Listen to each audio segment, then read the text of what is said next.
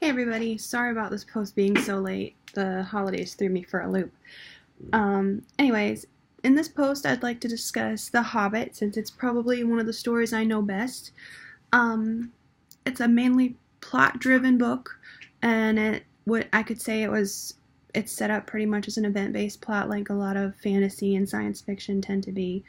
Um, the premise begins with a comfortable little person in a comfortable little town who has his entire world shaken up by a wizard and a bunch of dwarves who drag him along on a quest to take back a mountain from a dragon, of all things. And um, the main narrative of the plot, in the way that it is event driven, just in the way that these events in this series of conflicts kind of carry the characters from point A all the way through point Z, but and it goes all the way to a fight with goblins, to finding the ring, to fighting the dragon, and then finally the battle with the five armies at the end.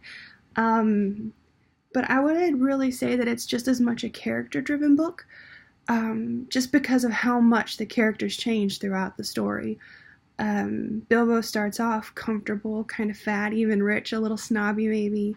But by the end of things, he's not only earned the respect of the dwarves and Gandalf, but he's earned the respect of elves, and he's learned about all these different cultures and how much bigger the world can be, and how he was so limited where he was. And he he even gives up his obsession with good manners by the end of things. And one of my favorite things about the book is how in the end Bilbo sees how Thorin is kind of losing his mind, and he's come to respect these dwarves and their quest and their desire for their home so much that he wants them to succeed. And when Thorin and the others are holed up in the mountain, refusing to share the treasure with the rest of the people, Bilbo sneaks out and he goes against the group and goes against his friends that he's traveled with for so long now, that he's trusted so much, to make peace for them in an attempt to save them and to avoid war.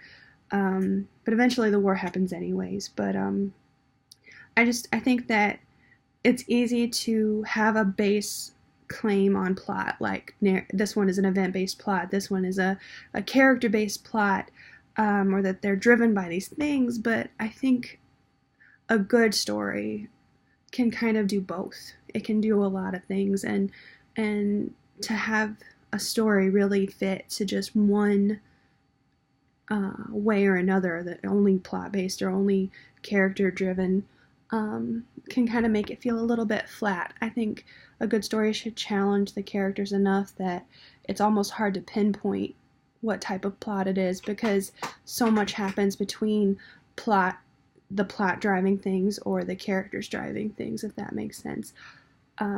Again, sorry this is late. I know I ran over just a little bit, but I hope it made sense. And I'm looking forward to the rest of class now that we're back on track. Hope everyone had some great holidays.